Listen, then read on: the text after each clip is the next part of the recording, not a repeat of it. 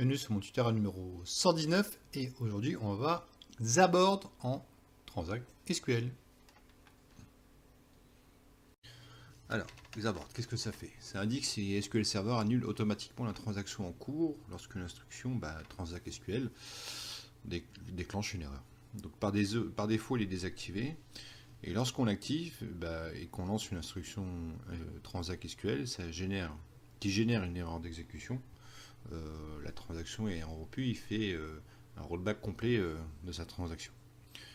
Donc on va voir tout de suite tout ça en démo. Donc en démonstration SQL, qu'est-ce que ça donne? Donc j'ai créé une bague, Zabbord, donc je vais l'utiliser. Donc je vais l'activer. Et pour voir s'il est activé, on peut faire un DBCC User Option. Donc on peut voir que Zabbord est ici, quand il est activé. D'accord, donc DBCC User Option pour voir s'il est activé. On peut voir aussi le mode d'évaluation, DBCC User Option, c'est assez pratique.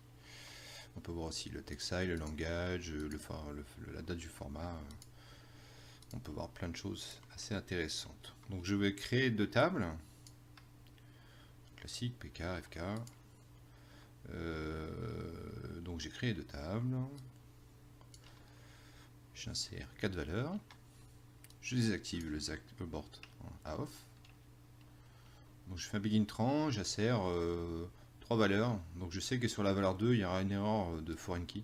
Violation de foreign key. Donc ça va tomber en erreur. Mais si ça tombe en erreur, on peut voir que le 1 et le 3 ont quand même été insérés. Donc si on ne veut pas que ça se produise, on peut activer le Zabbord on. Donc on active. On fait un begin tran. On insère les valeurs.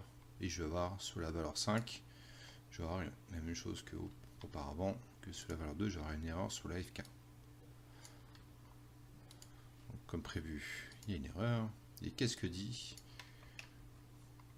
Donc on voit que ni 4 ni 5, le 5 c'est normal, il y avait une erreur, le 6 n'ont pas été insérés. Donc le Zabbord, le Zabbord, quand on l'active à on, il fait un rollback complet de ces transactions qu'on a insérées s'il y a une erreur. Voilà, c'est tout simplement ça. Donc j'espère que vous avez appris quelque chose par rapport à cette gestion de transactions pour éviter de tout insérer un peu partout. Si vous voulez faire un rollback complet, vous avez qu'à l'activer et lui il va faire un rollback et tout sera remis à zéro. Donc voilà, j'espère que vous avez appris quelque chose et je vous donne rendez-vous pour une autre formation Transact SQL. Merci beaucoup, allez, bonne journée.